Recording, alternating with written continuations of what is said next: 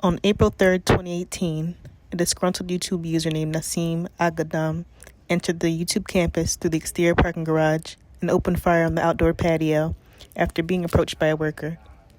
As a result, 3 people were wounded and the gunwoman killed herself. Before this incident occurred, senior security personnel was warned by employees of the possible risk of non-personnel being able to gain entry to the campus through the garage. This is one of many examples of sudden crisis, which can also lead to post-crisis trauma for workers who were injured or witnessed the ordeal. So how can organizations manage its workers who experience post-traumatic stress disorder in the aftermath?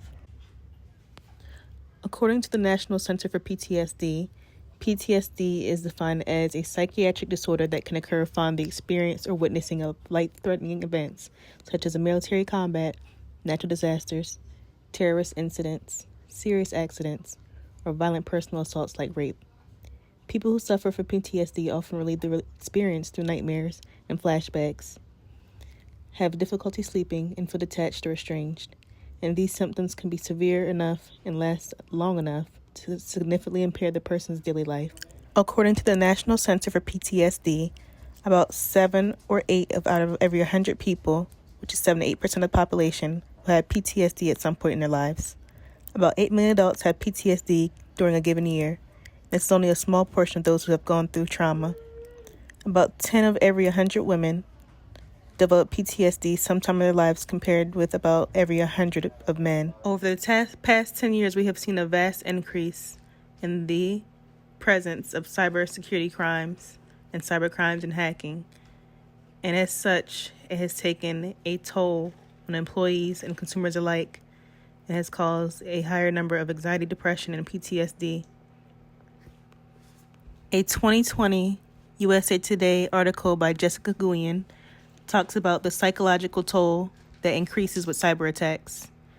A specific example she gave was the 2013 Target breach, which talked about how cyber attacks have escalated, and employees' data who was exposed during this breach found themselves dealing with a great deal of stress and trauma. In fact, the FEI Workforce Resilience talked about how they had to administer psychological first aid to shell-shocked and stressed-out employees whose information was compromised.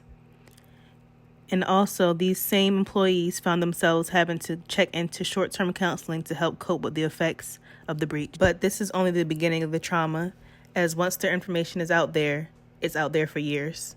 And a lot of them found themselves consistently struggling for years afterwards. According to OSHA, ways that many organizations can minimize stress for their workers after crisis can include allowing time off for workers who have experienced personal trauma or loss, and then slowly transitioning them back into the organization by assigning less demanding jobs, developing protocols to provide workers with stigma-free counseling so that they can address their emotional aspects of their experience, institute exit interviews and or seminars to help workers put their experiences in perspective and to validate what they have seen, done, thought, or felt.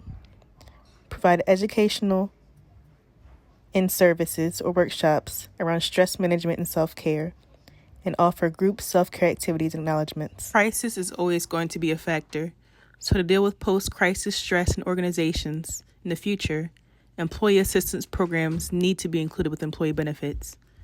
This can include counseling services and should only be a component on not what organizations should always defer to. A humanitarian response routine should be a part of the crisis management team, and this could include legal aid services, counseling, medical professionals, and interpreters. What organizations should do for employees after crisis to help lessen the direct stress brought on by it is to leave no one behind, help those in need, hold a briefing meeting afterwards to discuss if it's possible, and then allow employees to leave. And those who are directly affected should be escorted home. What happens next day when people come back to work should also be discussed. PTSD after crisis has increased over the years as the severity of incidents and frequency of incidents has become greater.